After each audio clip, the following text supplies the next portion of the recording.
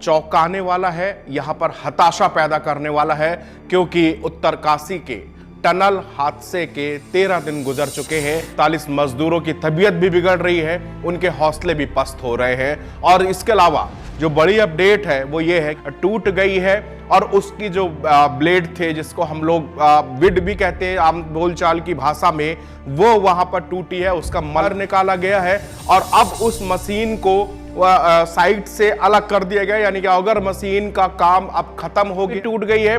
और यहां पर जो ऑस्ट्रेलिया के एक्सपर्ट है अर्नोल्ड डिक्स, उन्होंने एक्सप्लेन किया, उन्होंने कहा था अब आपको ये अगर सही ट्रैक पर जा रहे हैं और हमको इससे निराश होने की आवश्यकता नहीं है।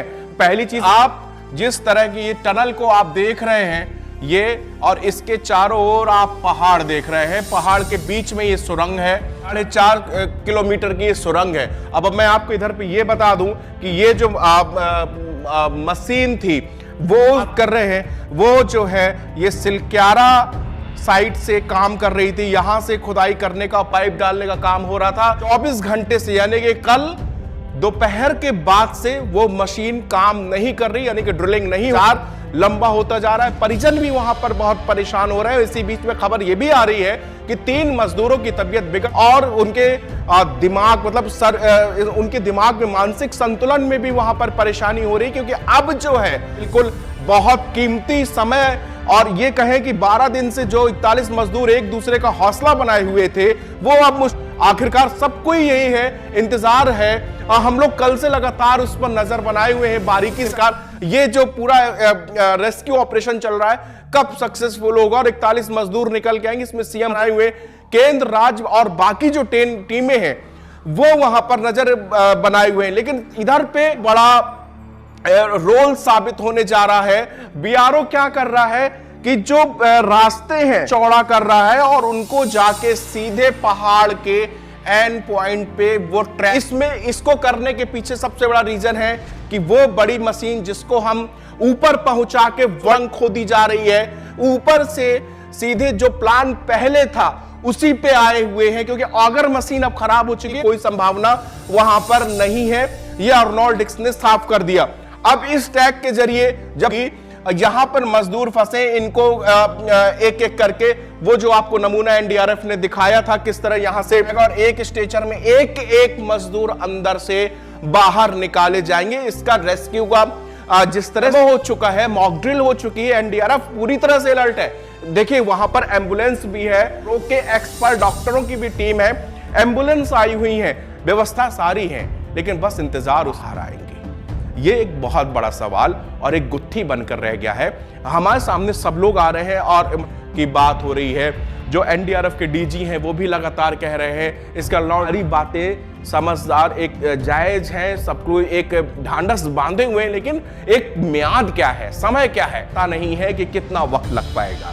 दरअसल हकीकत यह है कि ऑपरेशन सही ट्रैक पे जा रहा है, तो उसमें ऑपरेशन में कोई किसी तरह की दिक्कत नहीं आ रही। एक मशीन टूट गई, लेकिन इसीलिए plan A, plan B and plan C, तीनों प्लान पे काम चल रहा था।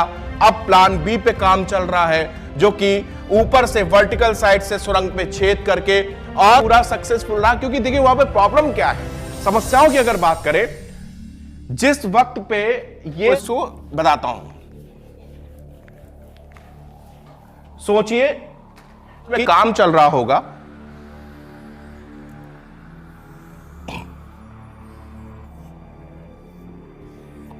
जिस समय इस टनल पे काम चल रहा था और यहां पे 41 मजदूरें हैं, मशीनें भी होंगी, वो प्लस वो यहां पे वो मशीनें हैं, सुरंग की मशीनें, आप समझिए उस बात को, उनका मलबा भी यहीं पे फंसा। मोटी मोटी चट्टाने हैं, सरिया है, जो कि सरिया आप देखते हैं जब पुल या ऐसी सुरंगों का निर्माण, मोटी सरिया का प्रयोग किया जाता है, वो ऐसी सरिया होती है, उन्हीं सरियों में और इस लोहे के मलबे में जो 41 मजदूर जहां ये पहाड़ धंसा, इसके साथ साथ वो मशीनें भी दब गई, लोहे की छड़ें भी दब गई, इसके साथ मटेरियल यहां आके फंस गया। अब जब ये मशीन उनको होल कर रही है, तो जहां पर ये लोहे की छड़ और आ जाता है, वहीं पे ये टूट जा रही है। ऐसी हर मशीन के साथ ये समस्या हो रही है। अब क्या करा जा रहा है, तो सीधे ऊपर से काटेंगे, तो यहां पर कोई मलबा नहीं है किसी तरह का, यहां पर तमाम टैग किया गया है कि इसके पीछे कोई मोटी चट्टान तो नहीं है, इसके बीच में कोई ऐसा अवरोधक तो नहीं है। ये भी एक बहुत बड़ा पहलू, क्योंकि देखिए हम लोग पिछले 2 दिनों से एक बात की चर्चा कर रहे हैं कि उत्तराखंड जो है वो ऐसा हिमालय का अगर वहां पर गलती से भी एक पहाड़ गलत तरीके से ड्रिल हो गया तो सोचिए कि बहुत बड़ी आबादी भी खतरे में पड़ सकती है।